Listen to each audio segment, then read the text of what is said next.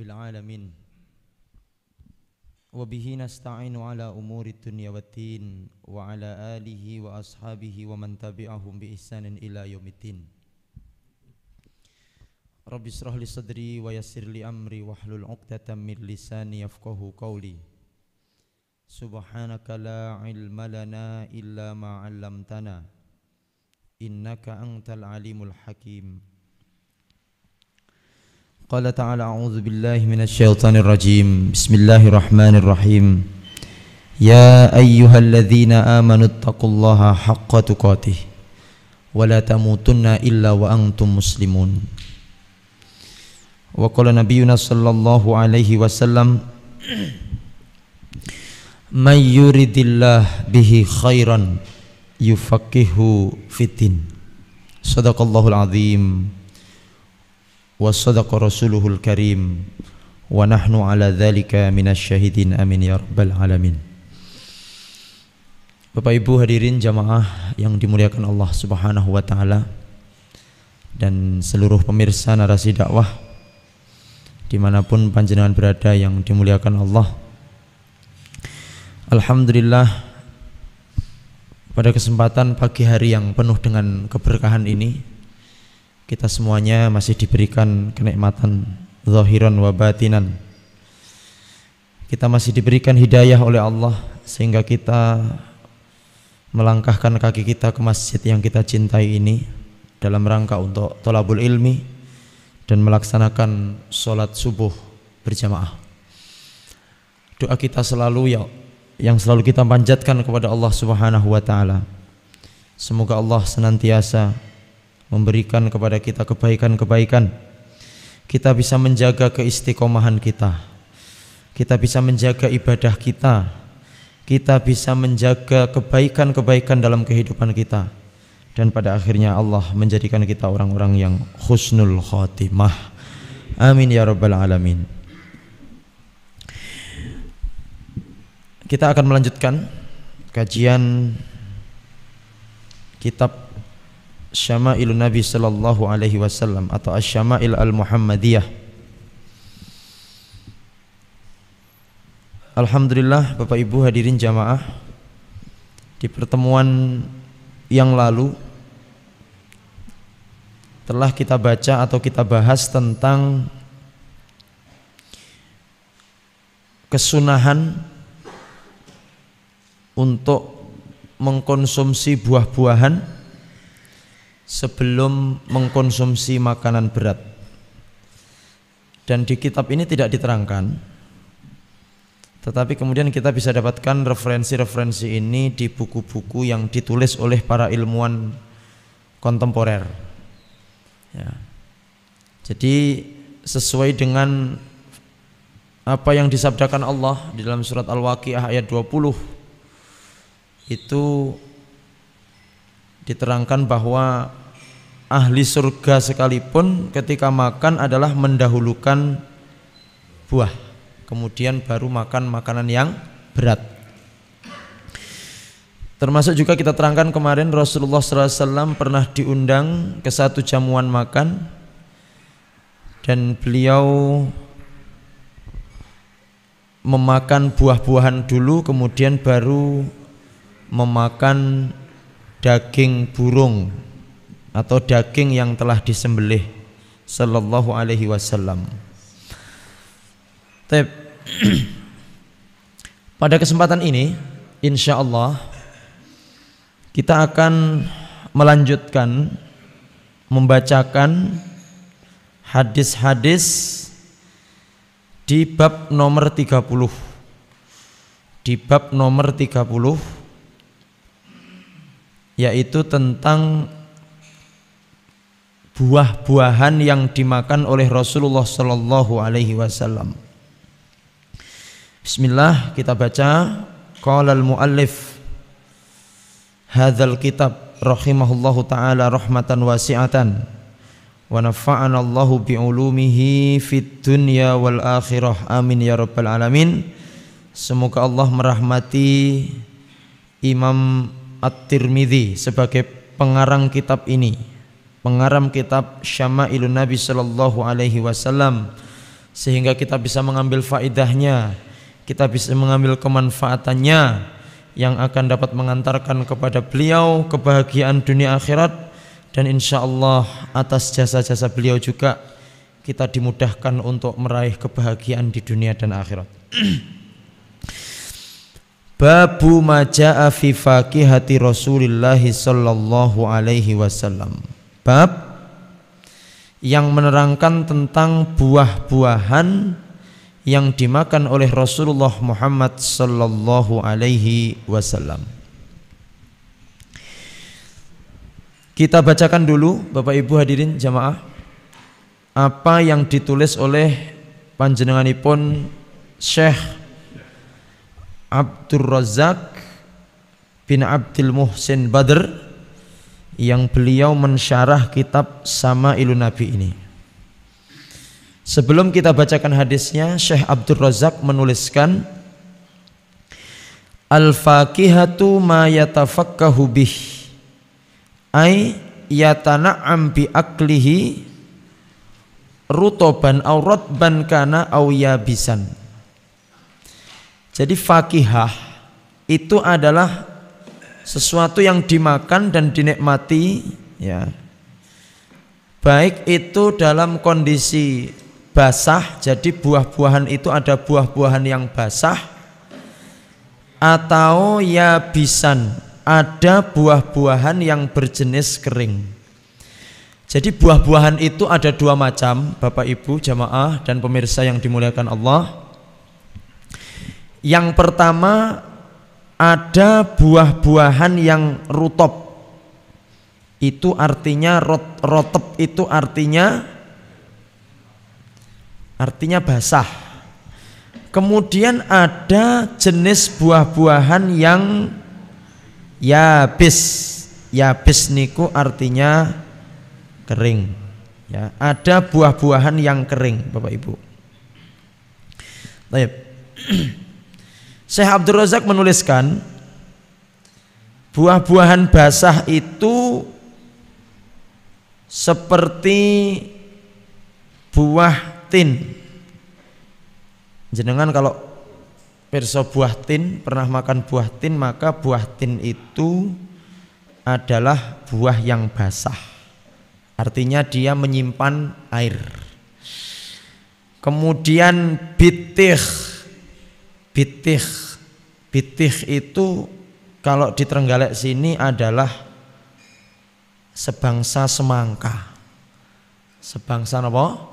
Semongko. Niku bitih namanya, bitih. Jadi di Arab itu juga ada bitih. Artinya semangka, yaitu sejenis semangka lah nggih. Wazabib. Zabib itu kalau di Arab namanya kismis, Pak. Kismis, pernah pirsa kismis nggih? Kismis itu anggur yang dikeringkan. Jadi anggur diguaringno nanti namanya menjadi zabib. Jadi anggur yang sering kita makan itu kan anggur basah. Air nih kalau diperes wonten toyone. Tapi ada anggur itu dikeringkan. Pernah nyoba? Ayo kurang gayan nggih. Tapi kalau di Arab itu ada memang anggur yang dikeringkan namanya zabib. Zabib itu anggur yang dikeringkan namanya kismis. Kemudian ada rutop.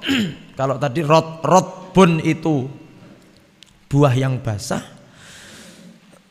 Ada rutop. Rutop itu kurma, Pak. Kurma tapi belum menjadi seperti yang kita konsumsi di Trenggalek. Kalau di Trenggalek ini namanya tamer.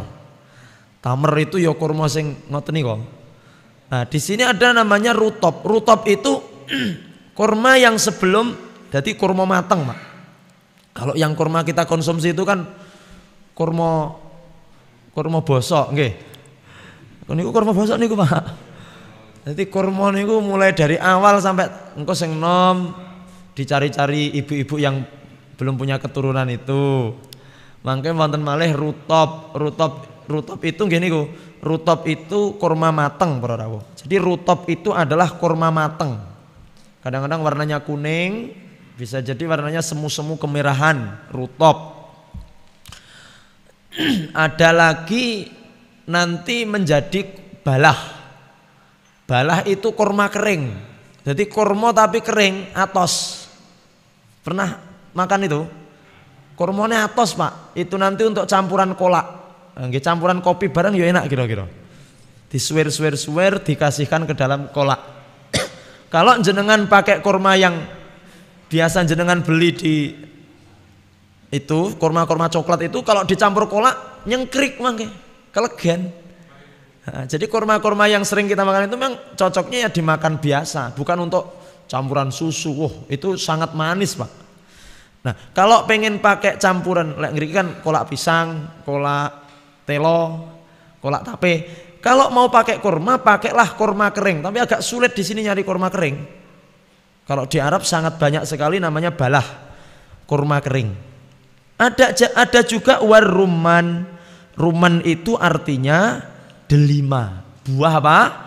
Delima. Jadi buah-buahan yang disebutkan ini adalah sesuai dengan apa yang diketahui oleh yang menerangkan kitab ini. Di Arab enek nggih namung niki ngeten-ngeten niki. Mungkin kalau yang mensyarah kitab, yang menerangkan kitab ini adalah orang Indonesia, yo rambutan mlebu. Nggih, pelem mlebu. Lek pelem wonten Pak Riko. Duren mlebu. Nggih, jadi memang kalau di Arab itu terbatas Pak. Buah-buahan di Arab itu terbatas, tidak seperti di Indonesia. Jadi sekali lagi jenengan harus bersyukur tinggal di Indo. Jangan berkecil hati, cetok wong Arab minder. Memang sih kalah ganteng, tapi alam kita ini lebih bagus daripada alam di Arab. Di Arab itu adanya padang pasir. Di sini padang pasir ada, tanah ada, nopo-nopo ngriki niki wonten, hutan ada.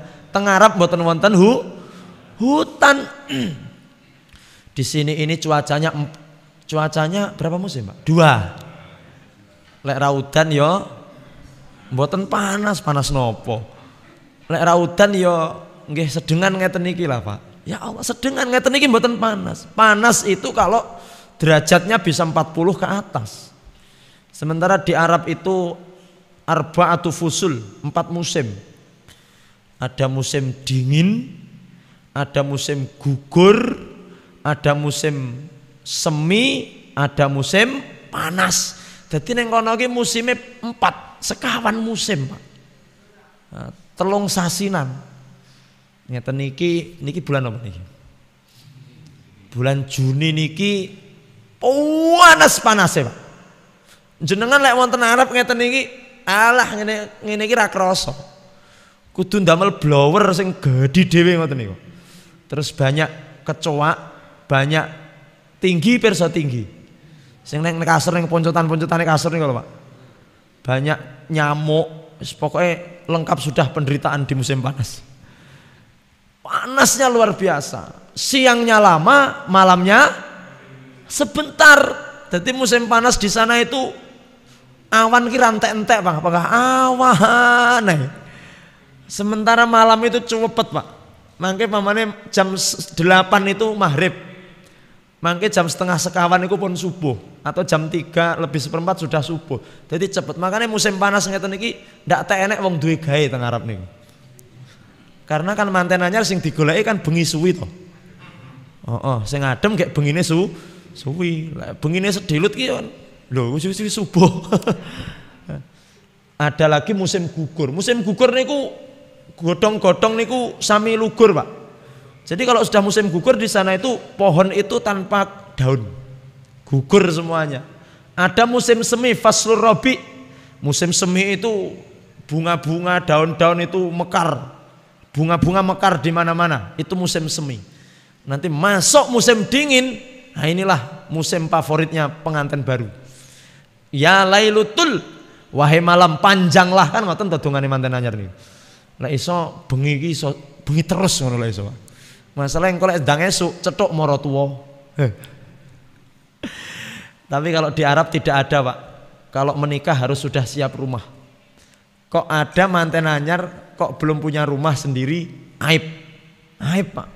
Kok manten kok sing gamblok karo maratuwa niki aib. Makanya di sana minimal seorang calon pengantin laki-laki sebelum menikah sudah harus bisa menyiapkan rumah. Makanya kata sing sak Mbah Marji niki putu anaknya masih 5 tahun gitu. Dikirane putu Mbah Marji tapi itu anaknya. Karena menikahnya terlambat. Gitu Pak. Di sana itu kalau belum bisa beli rumah, gengsi, belum berani menikah. Makanya puenak ki neng galek modal napa? Seperangkat alat sholat dibayar kredit lagi.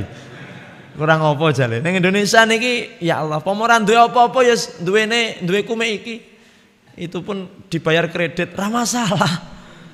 Puenak Pak, alhamdulillah. Sekali lagi bersyukurlah kita hidup di Indo. Ra duwe apa-apa lho wani ijab kabul. Sampeyan duwe modal apa? Mboten wonten. Modal kendel namungan. Ngono ki lek ra nang Indonesia mboten wonten, Pak. Ngoten Pak Imam. Di Arab itu kalau belum mapan rong iso tuku omah niku rong wani. Makanya banyak sekali joko-joko tua. Betul Pak. Nah, dengan seperti itu juga semakin banyak kemaksiatan karena mau menikah belum mampu untuk memenuhi keinginan moro tua ya akhirnya ada juga kemaksiatan. Makanya alhamdulillah di Indonesia ini insya Allah mahar tidak berat, nggih. Ndak harus wis tole ora sah mikir gawe omah dhisik engko karo mlaku. Engko tak ewangi kan ngoten. Mara tuwa kene iki penak, Pak. Mantune anake ra iso gawe omah digekne.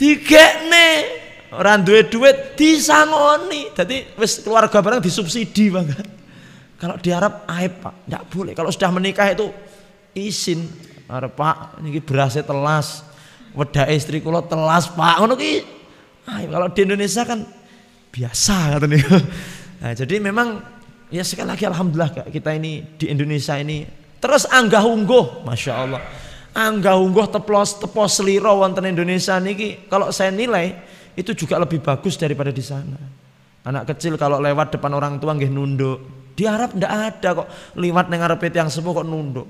Malah kerek sakjane. Istri-istri itu ndak ada yang manggil suaminya Mas, Yang, Bebek ngono ki ora enek. Ya langsung nama suaminya Muhammad ngoten. Coba bapak-bapak dipanggil. Dul. Oh, mureng-mureng, Pak. Wani menyelok jeneng. Ya paling tidak Mas yo yang istrinya lebih tua. Katanya istrinya lebih tua 4 tahun dari suami. Ya panggah Mas. Padahal kan waya dek nggih. Tapi kalau suami itu masih kacek 10 tahun ya panggah Mas. Jadi inilah luar biasanya. Ada bahasa kromo inggil panjenengan, sampeyan. Di Arab yuk nyanggone wong tua yuk anta. Anta nyanggone bapak yuk anta pangkan Pak. Nah, maka Masya Allah Indonesia ini kaya budaya.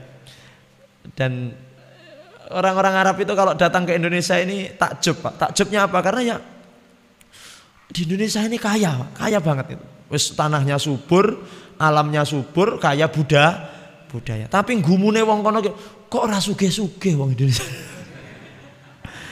Banyak tambang emas, tambang minyak, batu bara. Kayak kuwi parane nyandi. Parane teng pundi niku? Lek ngaji kan ora oleh nyindir-nyindir ngono iki, Pak. Oh, bahaya. Nyawa terancam. Ngaji ki sing lurus-lurus ya Pak Ustadz, sing ora usah nyindir-nyindir ngono-ngono kuwi. Saya pernah dibilangi begitu Pak. Ustadz pokoknya lah ngaji hati-hati, aja nyindir-nyindir ngono-ngono kuwi. Sensitif. Engko ujug-ujug jenengan engko ilang nyandi mbuh nyandi. Pun nggih, pun. Baik. Bapak Ibu hadirin pemirsa yang dimuliakan Allah, monggo kita baca hadis yang nomor sakjane iki asli ideale iki nang kene nek sing lungguh siji macakne hadise. Nah, sinten sing berani sukarela di sini? Baik, saya teringat metode ceramahnya Ustadz Afroki ya. Ustadz Afroki Abdul Ghani dari mana? Kediri. Mari, nggih. Itu kalau ceramah itu satu orang duduk di sebelah beliau, jadi lek pas ayat engko kon macakne. Seperti Dr. Ahmad Sukina juga seperti itu di MTA itu juga begitu. Jadi ayatnya dibacakan oleh. Nah, coba siapa yang mau jadi sukarelawan di sini, Pak? Nggih, insyaallah alhamdulillah selama kami masih bisa membacakan insyaallah kula waos piyambak nggih. Baru nanti kalau suaranya sudah habis baru nanti ada sukarelawan di sini untuk membacakan hadisnya. Baik. Hadis nomor 197. Hadatsana Ismail bin Musa Al-Fazari. Qala hadatsana Ibrahim ibnu Sa'din an abihi an Abdillah. Qala kana Nabi sallallahu alaihi wasallam ya'kulul kitha'a birrutab. Hadis nomor 197 itu adalah dari Ismail, gurunya Imam At-Tirmidzi. Dari Ibrahim bin Sa'din, dari bapaknya dari Abdillah. Nah, jadi yang meriwayatkan hadis ini adalah Abdullah. Sinten Abdullah niku? Abdullah di situ adalah Abdullah bin Ja'far. Tidak ada ditulis di situ, Pak. Jadi yang dimaksud Abdullah di situ adalah Abdullah bin Ja'far. Sinten Abdullah bin Ja'far niku? Abdullah bin Ja'far bin Talib bin Abi Talib. Jadi ini saudaranya Sayyidina Ali. Abdullah bin Ja'far niku putrane Abu Talib. Jadi saudaranya Sayyidina Ali karamallahu wajhah. Ceritanya panjang Pak Abdullah bin Ja'far ini, Masya Allah ceritanya, tapi nanti di lain kesempatan insya Allah. Apa yang dikatakan oleh Abdullah bin Ja'far radhiyallahu anhu? Qala kana Nabi sallallahu alaihi wasallam, adalah Nabi sallallahu alaihi wasallam ya'kulul kitha'a. Rasul itu makan kitha' birrutab, makan kitha' dengan rutab. Ini buah pertama yang diterangkan di hadis pertama di bab buah yang dimakan Nabi sallallahu alaihi wasallam. Ada dua macam buah Bapak Ibu yang diterangkan di dalam hadis ini. Rasul sallallahu alaihi wasallam itu makan kitha yang dibarengi dengan rutab. Jadi beliau dalam satu waktu yang bersamaan langsung memakan dua jenis buah. Jadi makan langsung dua jenis buah. Apa jenis yang pertama? Jenis pertama yang dimakan Nabi Shallallahu Alaihi Wasallam adalah kitha. Kitha itu artinya adalah sejenis khiyar. Khiyar itu kalau di Trenggalek sini dikenal dengan sebutan timun. Sampun tepang kalian timun nggih? Timun. Jadi di Arab ada timun Pak Ustadz, ada. Jadi Rasulullah ini makan timun. Wuyuh, sing duwe darah rendah, aduh iki wis sera masuk iki. Dan ketika beliau makan timun, beliau barengi dengan makan rutab. Apa rutab? Rutab itu tadi kurma yang matang tadi Pak. Jadi Rasulullah itu makan timun dibarengi dengan makan rutab, kurma matang tadi. Nah, kalau dalam sarahnya itu dikatakan kitha itu timun tapi sing rodok gede Pak, timun yang agak besar. Karena timun Arab itu lebih besar dari timun Indonesia. Sedangkan rutab sudah diketahui ya, kurma matang itu. Fakana ya'kulul kitha birrutab. Adapun Rasulullah makan mentimun dengan makan kurma matang. Ya. Ada juga di riwayat yang lain Rasulullah SAW itu ya'kulur rutab bil bittih. Kadang-kadang Rasulullah itu makan kurma matang, di waktu yang bersamaan beliau juga makan semangka. Yang pertama tadi makan apa Pak? Timun dan kurma matang. Kadang-kadang makan apa selain itu? Semangka dan kurma matang. Kadang-kadang makan kurma matang wa ya'kuluhu bil khirbis. Napa khirbis? Khirbis itu adalah lek corong riki melon. Lek melon pun perso nggih. Niki sedang panen melon, Pak. Jenengan lek teng Sawung Ngilen Kedik, daerah ngendi kono iki jenenge? Prayungan ngulon niku teko Taman Sari niku teng Sabin niku panen raya, Pak. Duka kula 2 minggu yang lalu, saat niki seije apa ora niku. Pun dangu kula mboten niku. Masih Pak ya? Melon. Ayo ndang kek rono. Iki langsung praktek sunah Rasul iki. Gandengane kurma mateng itu lek mboten timun napa wau? Semangka. Lek mboten semangka napa? Bapak-bapak mungkin hari-hari ini sering makan semangka karena mungkin panas. Itu gandengane kurma. Jadi kalau jenengan dahar semangka, kalau ingin seperti Nabi loh ya, makan semangka kemudian dibarengi dengan makan makan timun.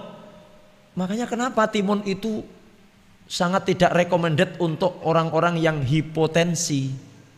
Orang-orang yang darah rendah kan sangat tidak dianjurkan makan, biar tidak darahnya ngedrop. Setelah dahar timun kemudian makan apa? Kurma. Oh luar biasa, kedokteran nih Pak. Kedokteran nih. Mungkin dokter pun juga belum sampai seperti ini lah nyari, karena dokternya belum belajar Syama'il.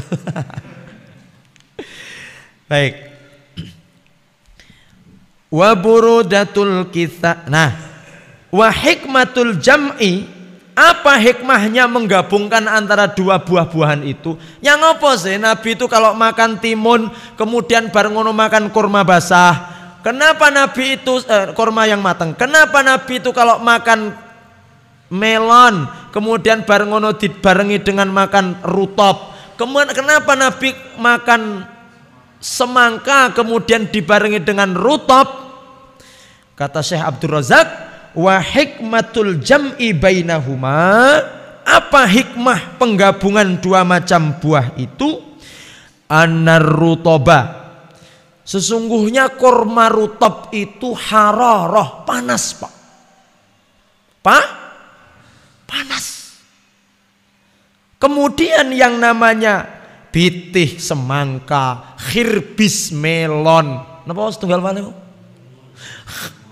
Timun, apa mengjenenge timun khiar atau apa jeneng kitha, itu sifatnya burudah adem.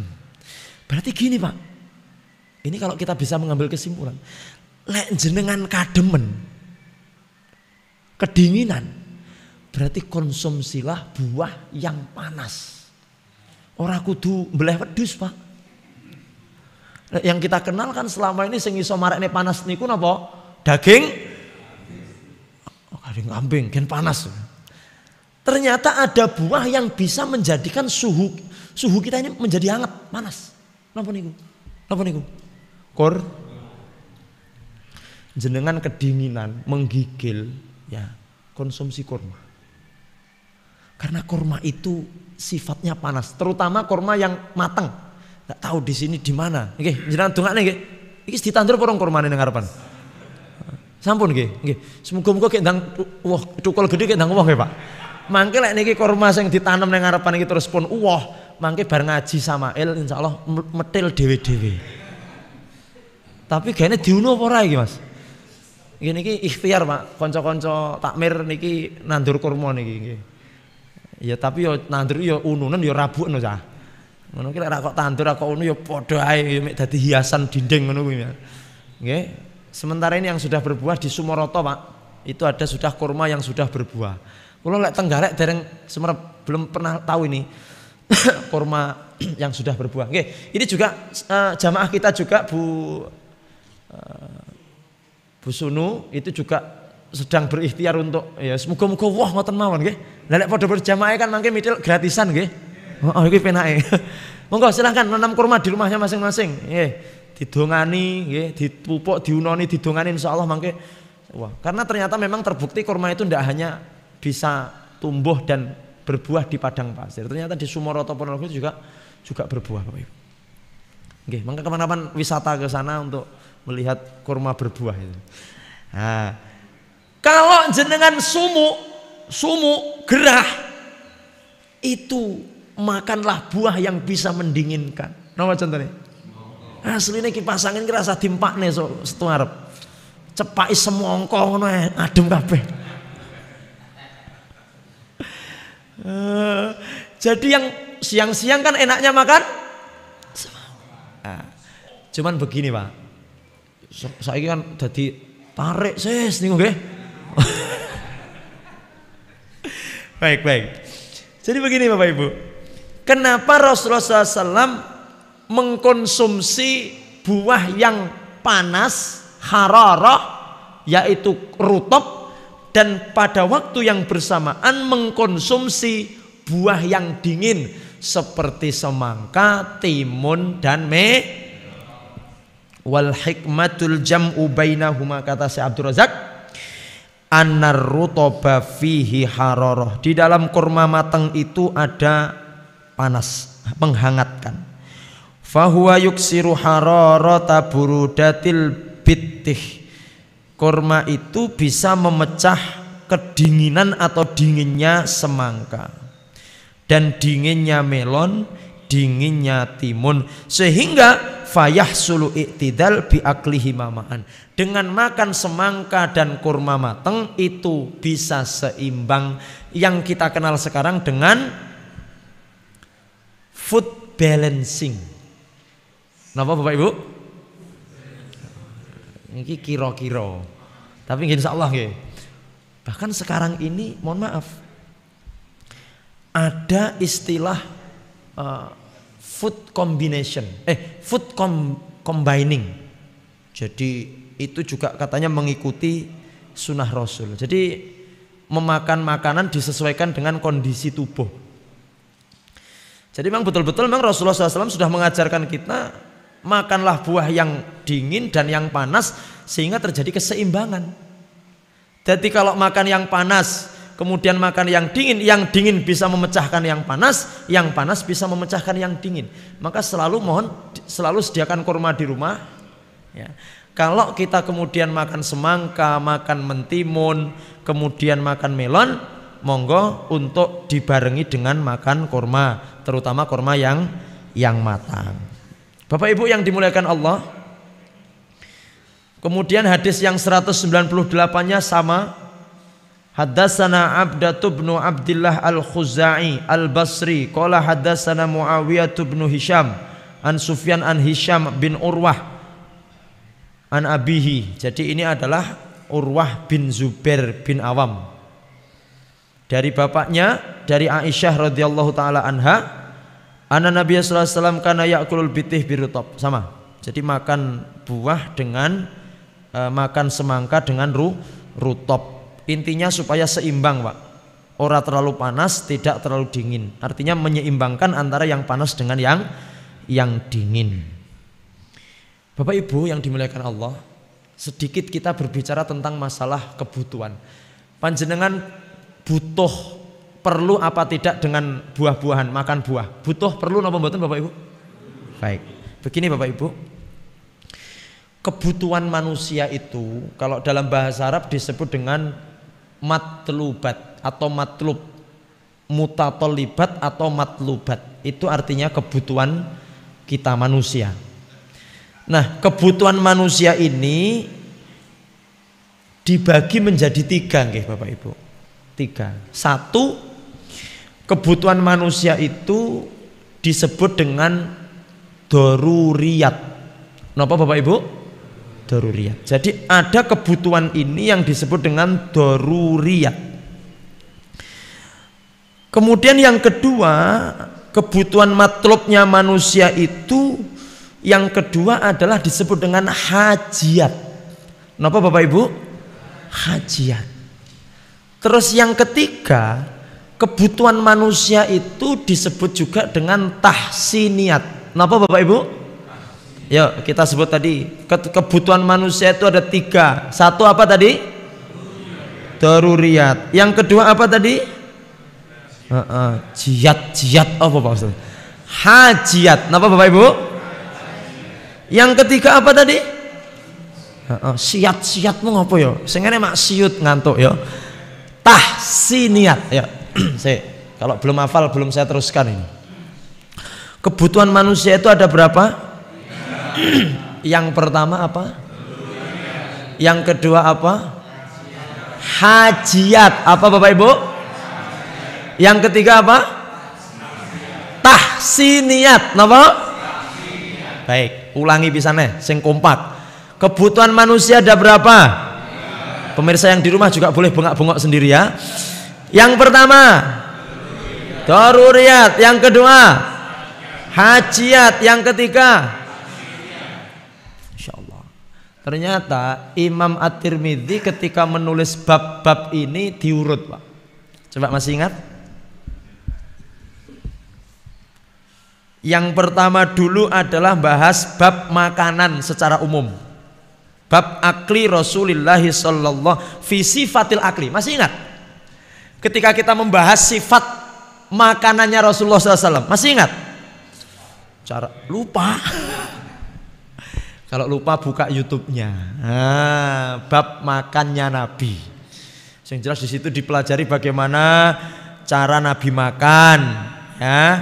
Cara posisi duduk Nabi ketika, masih ingat posisi duduknya Nabi ketika makan? Ya. Adab ketika makan. Loh, dipelajari loh. Cuman kan lupa, nggih. Lupa itu tanda kalau ilmu jenengan bertambah, Pak Marji. Tandane ilmu jenengan tambah niku lupa, berarti ketumpuk-tumpuk, Pak. Lek panggah eling berarti tandane ilmune gak nambah. Masalah yo panggah kuwi-kuwi sing dieling-eling. Lupa Pak Ustadz, tapi tenang Pak Ustadz. Saya punya catatannya Pak Ustadz. Saya punya file videonya, tinggal buka saja. Oh, berarti ilmune nambah.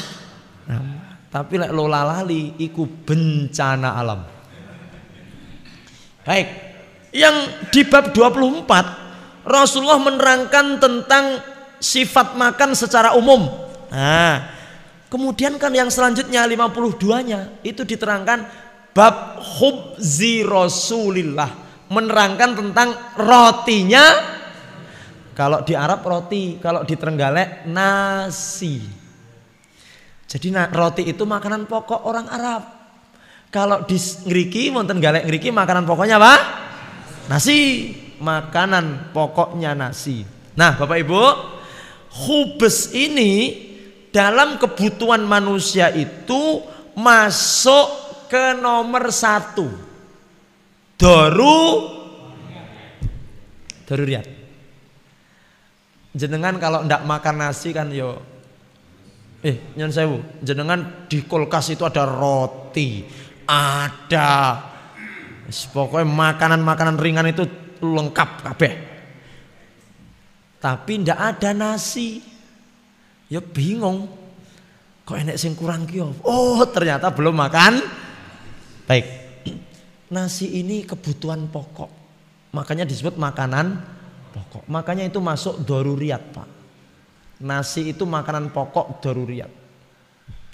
Kemudian di bab selanjutnya dibahas tentang idam. Napa idam wingi? Lauk. Lauk niku masuk ke nomor 2. Hajiat. Masalah orang itu makan nasi saja kan sakjane wis iso urip, sudah bisa hidup. Tapi mesti tingak. Ayo Bu, jenengan cobi nggih. Mangke makan pagi atau makan siang, Bapak namung jenengan suguhi nasi putih. Kira-kira tetap hidup apa meninggal dunia dengan nasi putih? Ya hidup Pak Ustadz, tapi tinguk. Nyapa lho Pak, golek apa? Tempene ndi Bu? Griye ndi Bu? Lah, dia hidup, tetap hidup dengan makan nasi, tapi kurang nyaman. Lek renek lawe tidak. Engko bar dinge tempe dingak-dinguk neh. Lodone ndi Bu? Lek lodon iki masuknya adalah nomor 3 tahsiniyat. Buah, lek menurut jenengan, buah niki masuk daruriyat, hajiat napa tahsiniyat? Tahsiniyat. Jadi urut Pak. Roti kuwi daruriyat, lawuh niku hajiat, buah niku tahsiniyat. Ngeten Pak. Daruriyat itu sesuatu yang kalau kita tidak mendapatkan itu akan mengancam kehidupan kita, akan mengancam kehormatan kita. Contoh, kebutuhan manusia dengan rumah niku daruriyat, hajiat napa tahsiniyat? Kenapa daruriyat? Kalau saya ndak punya rumah Pak Ustadz, lek udan kembloh. Kalau saya ndak punya rumah Pak Ustadz, engko enek ulo nyasar, kula dientup ulo. Kalau saya ndak punya rumah Pak Ustadz, lek salen-salen kelambi barang disawang wong. Berarti kebutuhan punya rumah itu daruriyat. Pakai baju niki daruriyat, hajiat napa tahsiniyat? Kenapa daruriyat? Lek ra klamben jenenge. Kalau sampai aurat jenengan terancam ketok, Bu, kudung niki daruriyat, hajiat napa tahsiniyat? Nek brose jenengan niku daruriyat, hajiat napa tahsiniyat? Bros ki sing macet nang kene lho, Pak. Heeh, nggih. Baik. Daruriyat itu pokoknya kalau kita tidak terpenuhi itu kita terancam nyawa kita, Pak. Terancam. Nyilih duit neng bank. Nggih. Itu kan ada bunganya. Ora oleh. Tapi dalam keadaan daruriyat terancam nyawa kita. Wah, istri saya Pak Ustadz mau melahirkan. Terus sama dokter disuruh operasi sesar. Cepet, waktunya tinggal 2 jam. Kalau ndak segera jenengan dieksekusi, kingko bayi nih selak sumuk neng jero, dehidrasi. Harus segera nyilih duit nyang tonggo. Pak, nyilih duit, nyopo? Damel operasi, ora duwe, ya asline duwe, tapi masalahnya wong iki tukang utang gak ora tau balekne. Nanti loh, pokoknya kayak ini utang ora tau balekne angel Pak, mengembalikan kepercayaan sulit. Utang ini kalau ndak mengembalikan, wis toh, itu bisa memutus tali persaudaraan. Kayak ya diciri, kalau kayak sing lungguh neng poncotan kayak. Maaf Pak Rudi neng buri ya nek poncotan loh ya. Sing lungguh neng poncotan kae pokoknya lek nyilih duit ra tau mbah. Diciri Pak. Mas yo sampean arep alasane kaya ngopo? Apa arep babaran sesar dan ora duwe Pak, ra duwe. Nyilih nyang tangga ya ora duwe. Mara nyang ustad ya ngapunten ustad ya duwe utang padha-padha iki. Wis Pak. Sementara darurat sudah wes mendesak, wes lah. Tonggo-tonggo ra gelem nyili. Akhirnya kan ad-daruratu tubihul mahdurat. Perkara darurat memperbolehkan sesuatu yang diharamkan Allah. Jenengan keluwen, Pak. Luwene iki klemun-klemun badhe sedo. Innalillahi wa inna ilaihi raji'un. Renek makanan. Wes golek apa-apa renek. Wis pokoke neng padang pasir, ujug-ujug jenengan neng padang pasir gek renek opo-opo, klemun-klemun dehidrasi. Ujug-ujug enek celeng, unu-unu lewat. Enek celeng. Langsung krono wis klemun-klemun arep innalillahi, renek sing kena dimakan daripada mati. Celeng dicekel, dibleh. Apa kena dibleh celeng nih, Pak? Perasaan ra duwe gulu. Terus piye caranya? Ya supaya bisa dibleh. Dibelah nih, karena tidak ada makanan yang bisa dimakan lagi.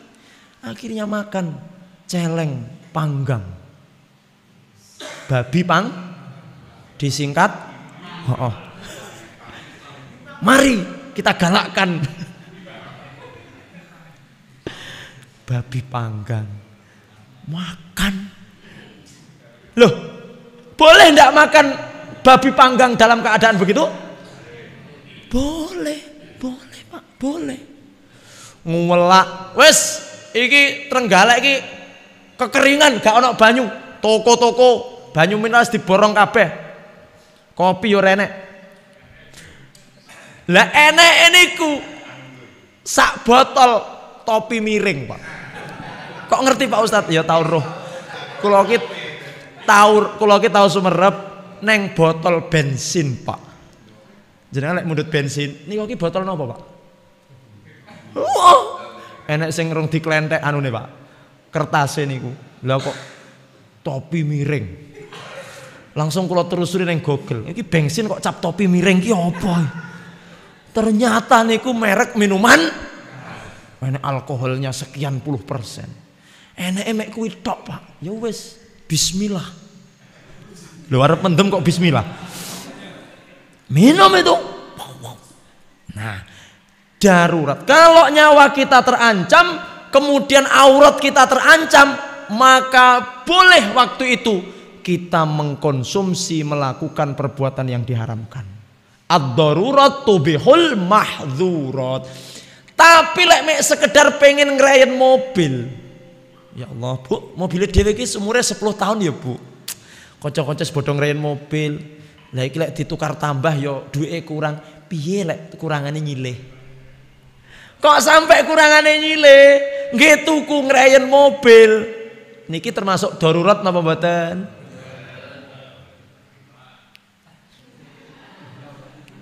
Ya, hati-hati loh. Kok mek gara-gara tuku mobil ngerayain mobil kok sampai direwangi utang-utang? Niki ndak masuk darurat, ndak boleh. Jadi neng riki niku nyun sewu, wonten jangan tewel. Neng kene wonten metu anakane pisan.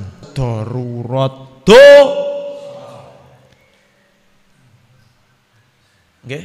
Begitu Bapak Ibu. Jadi ini kebutuhan tiga ini harus betul-betul diperhatikan. Kapan itu darurat, kapan itu hajiat. Hajiat itu ngeten. Hajiat ini sesuatu yang tidak sampai ke darurat, tapi butuh banget menungso niku, tapi tidak sampai ke darurat. Ora sampai mati, ora sampai nampak aurat. Itu hajiat, tapi butuh, Pak. Kalau tanpa itu kita tidak nyaman. Contoh, rumah tadi apa? Rumah tadi darurat, hajiat nopo tahsiniat. Jenengan kalau punya rumah gedek, nggih. Saiki cara saiki kasebot lah, Pak. Atau gedek niku bambu dinam niku lho, Pak. Kemudian ada tutupnya. Itu sudah melindungi dari panas dan hujan apa dereng? Berarti sudah tercukupi daruratnya. Tapi lek jenengan bangun rumah di tembok boto, ndure diparingi cor, dianu, itu namanya hajiat.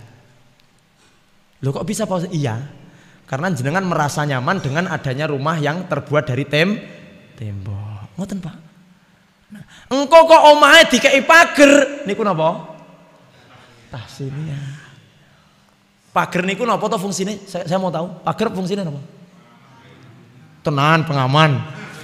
Ya pager sak meter maling kira-kira saged mencolot apa mboten? Sekarang rata-rata pager itu bukan untuk pengaman, Pak. Untuk hiasan. Galek niki memang terkenal tukang pager. Maksud kula omah ki lek radi coba jenengan periksa Trenggalek ini. Nggih memang luar biasa. Orang-orang Ponorogo itu kalau ke Trenggalek, galek. Omah cilik pagere sak Ya memang rezekine tukang pager nggih, Pak. Jangankan rumah di pinggir jalan. Jenengan kalau ke tempat kami, omah nang sor gunung nang jero-jero yo pagere iki yo luar biasa, Pak. Kayak aku mikir, iki sing dipageri iki opo? Ya lek omah pinggir dalan gede kayak wonten pagere ngoten kan mending ya, Pak. Lah iki omah nang mlebu gang lho dipager lho, Pak.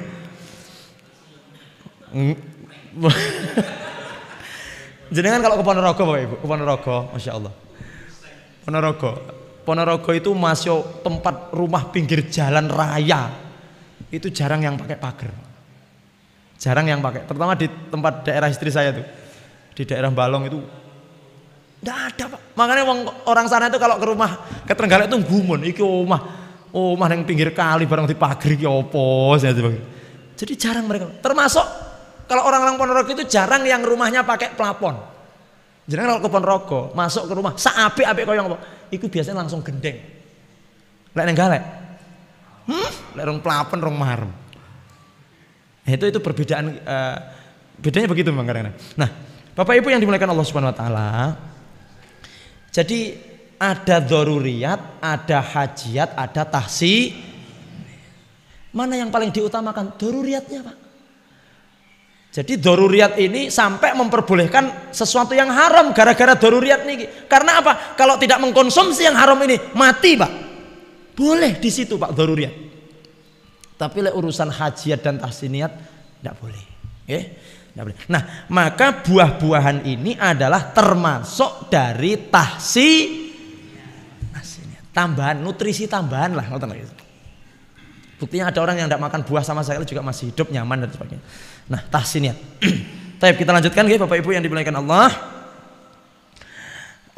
Hadis nomor 199. Ini sama ya. Hadatsana Ibrahim bin Yaqub, hadatsana Wahab bin Jarir, qala hadatsana Abi, qala sami'tu Humaidan au qala hadatsani Humaid qala Wahbun wa kana shadiqan lahu wa an Anas bin Malik, dari Anas pembantu Nabi, ra'aitu Rasulullah sallallahu alaihi wasallam yajma' bainal khirbis wa rutab.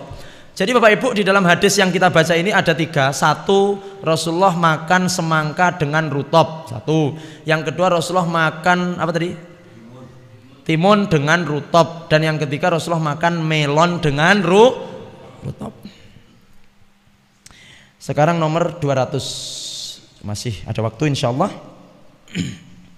Hadatsana Muhammad bin Yahya qala hadatsana Muhammad bin Abdul Aziz Ar-Ramli qala hadatsana Abdullah bin Yazid bin Salat an Muhammad bin Ishaq an Yazid bin Ruman an Urwah an Aisyah anna Nabi sallallahu alaihi wasallam akalar bitih birutab. Sama, Rasul makan semangka dengan rutab. Hadis 201. Baik, monggo mungkin kita selesaikan di hadis 201 ini. Hadatsana Qutaibah bin Sa'id an Malik bin Anas Imam Malik. Kalau yang megang buku ada tulisan hak. Di buku panjenengan ada tulisan hak dalam kurung. Apa maksudnya hak dalam kurung itu? Artinya itu riwayat yang lain. Berarti hadis ini mempunyai 2 jalur. Jalur pertama, Imam At-Tirmidzi meriwayatkan dari Qutaibah bin Sa'id dari Malik bin Anas. Sementara jalan yang kedua, Imam At-Tirmidzi meriwayatkan dari Ishaq bin Musa. Jadi Qutaibah bin Sa'id ini gurunya Imam At-Tirmidzi, termasuk Ishaq bin Musa juga gurunya Imam At-Tirmidzi. 2 jalur. Nanti ketemunya sama-sama di Abi Hurairah radhiyallahu taala anhu. Apa kata Abi Hurairah? Kana nasu idza ra'au awwal thamar ja'u bihi ila Rasulillah sallallahu alaihi wasallam. Fa idza akhadhahu Rasulullah sallallahu alaihi wasallam qala Allahumma barik lana fi thamarina wa barik lana fi madinatina wa barik lana fi sa'ina wa fi muddina Allahumma inna Ibrahima abduka wa khaliluka wa nabiyyuka wa inni abduka wa nabiyyuka wa innahu da'aka li Makkah wa inni ad'uka lil Madinah bimisli ma da'aka bih li Makkah. Itu pada zaman Nabi.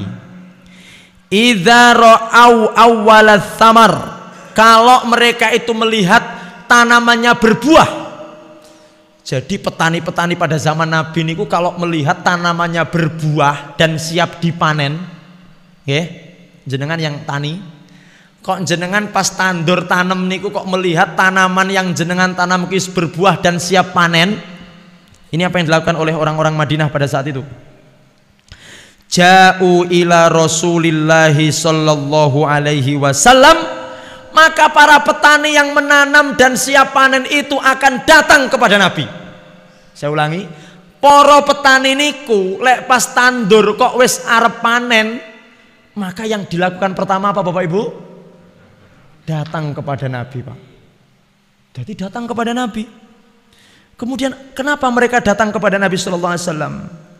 Fa idza akhadhahu Rasulullah sallallahu alaihi wasallam, mereka akan datang mboten mek rawuh tok Pak, tapi datang dengan membawa buah-buahan yang mau dipanen tadi. Contoh nanam semangka, maka sebelum dipanen semongkone dipidil dibawa kepada Nabi.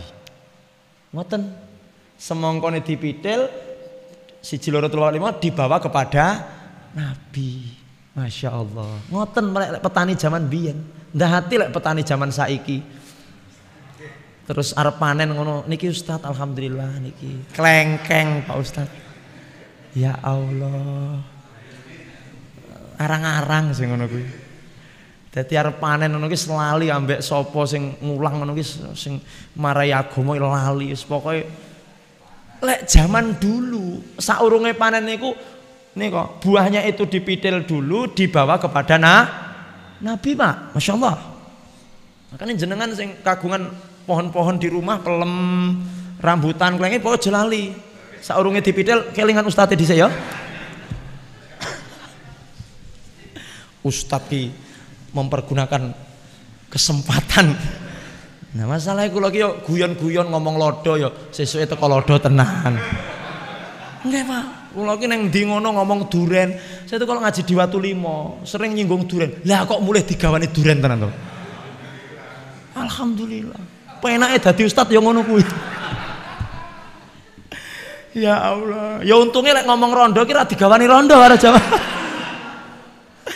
Pon, alhamdulillah. Jadi gini Pak, Bapak Ibu, ini mereka itu sebelum panen biasanya dipidil dhisik datang kepada Nabi. Nah ini juga ada Pak, datang kepada orang-orang yang kita anggap orang soleh, kepada kiai, kepada ustadz, lek iso jemik lembian tangan kosong. Mertamu yang gone kiai, yang gone ustadz itu ya lek iso ya jemik nggawa wong tok. Ngono ki kan ngrugekne. Wis kiyaine nyuguhi kopi. Ki mang nggawa apa ki, Bang? Ora nggawa apa-apa. Yes. Ya raketang gula-gula 2 kilo. Buah. Maksud kula ini adab.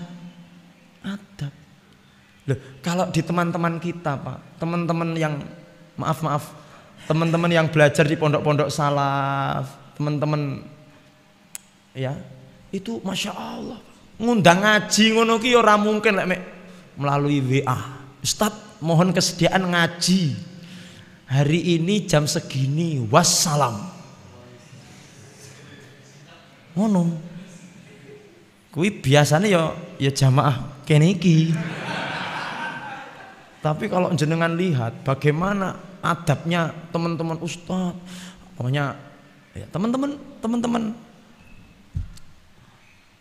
itu biasanya teman-teman Nahdien. Oh, luar biasa, takzimnya luar biasa. Sing jenenge ngundang kiai, ngundang ngaji itu ndak mungkin. Ya lewat WA, lewat telepon ya, tapi langsung Ustaz kula lek mboten sowan pokoke mboten mantep. Sowan Pak, kayak yang nggawa apa-apa. Terus biasanya sampai tempat itu langsung dihidangi semua makanan. Makan dulu Pak. Makanya rata-rata kakean karena kebanyakan makan terus lali materi ya gitu. Kemudian nanti setelah ini adab kepada orang-orang yang kita anggap sebagai orang alim. Nah, tapi kadang-kadang juga ada orang alim itu yang tidak mau sumpun pun mboten sah teng griya, mboten sah. Cukup lewat telepon saja, cukup lewat WA saja pun mboten. Niki pun zamane pun maju. Ngoten nggih wonten. Tapi memang kadang-kadang ada beberapa orang itu teman yang luar biasa. Kudu cetok, kudu. Dari Surabaya ngundang ki direwangi datang untuk ketemu. Masya Allah. Pun ki mau cok ngono ki apa ki? Kita lanjut nggih. Jadi kalau panen, Bapak Ibu, kalau panen itu yang pertama kali disudi Rasulullah. Niki Rasul, niki hasil kebun saya. Niki dereng kula panen. Lah terus fa idza akhadau. Datang itu untuk supaya Rasulullah niku ndongani buah itu tadi. Masya Allah.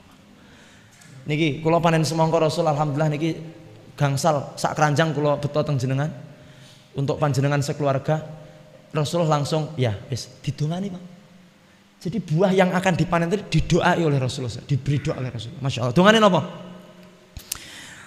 Rasulullah SAW mendoakan atau berdoa, Allahumma barik lana fi thamarina. Ya Allah, mugi-mugi jenengan paring keberkahan dumateng buah niki ya Allah. Termasuk sing dereng dipanen niku ya Allah. Ngoten Pak. Kemudian wa barik lana fi madinatina. Doa yang kedua Bapak Ibu, ya Allah mugi-mugi Madinah niki, karena Rasul tinggal di Madinah, jenengan paringi barokah ya Allah. Jenengan turunkan keberkahan untuk Madinah ini.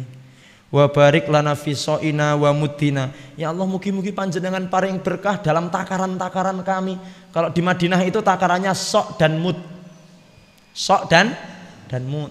Sok niku napa? Sok niku ukuran zakat fitrah 2,5 kilo.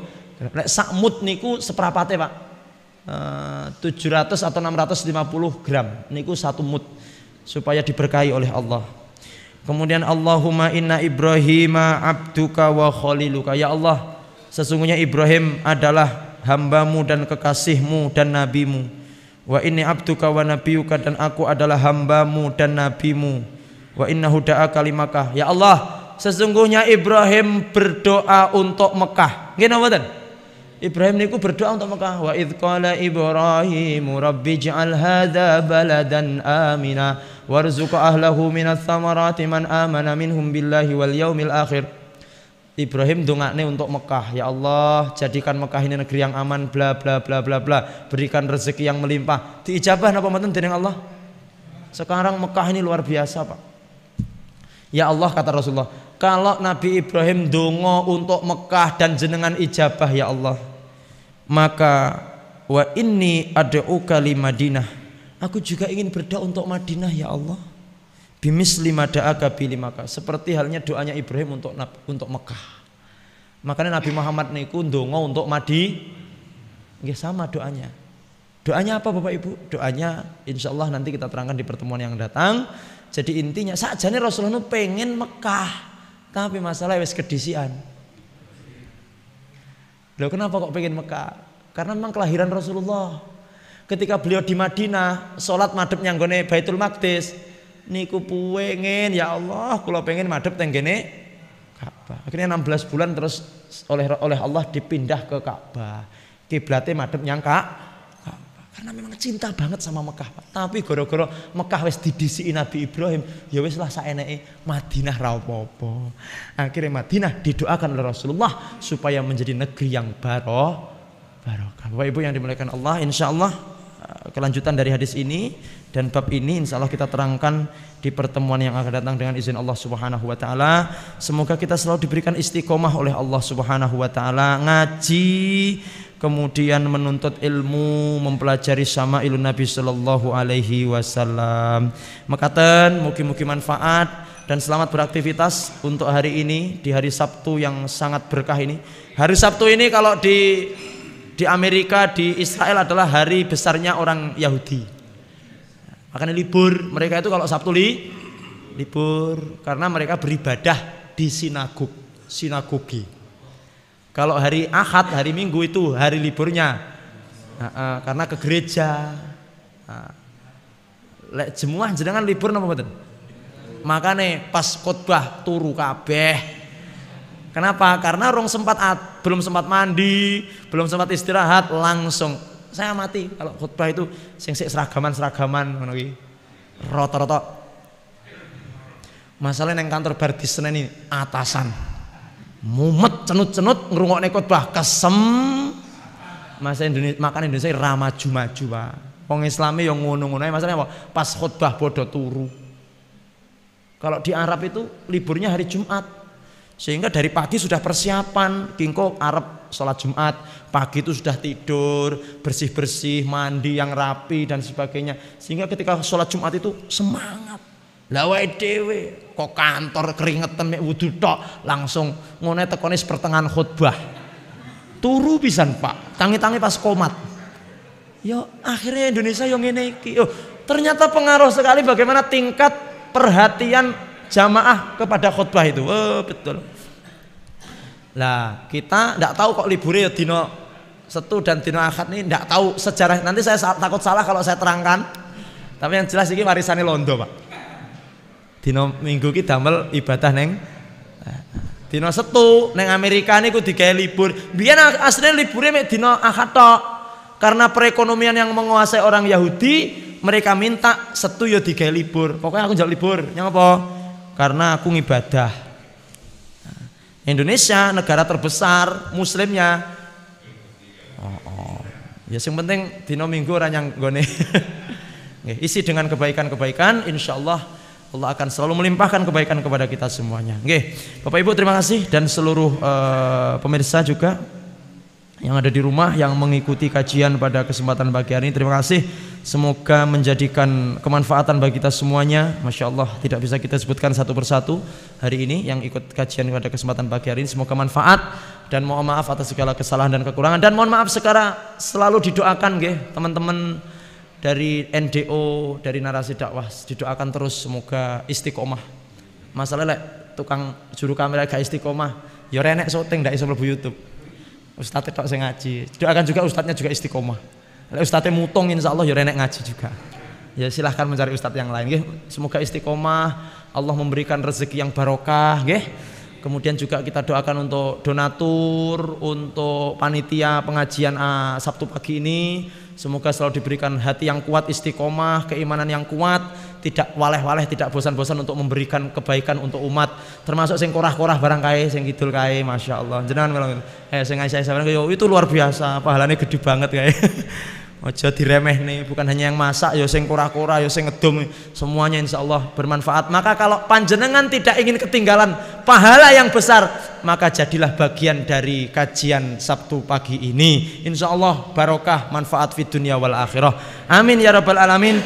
Kita akhiri dengan baca kafaratul majlis. Subhanakallah hamdik, asyhadu an la ilaha illa anta, astaghfiruka wa atubu ilaik. Insyaallah kajian yang akan datang tentang masih buah dan tentang sifat minumannya Rasulullah sallallahu alaihi wasallam. Makatan wassallallahu ala Muhammadin nabiyil ummi wa ala alihi washabbihi wasallam wa akhiru da'wana alhamdulillahirabbil alamin wal afu minkum wassalamu alaikum warahmatullahi wabarakatuh.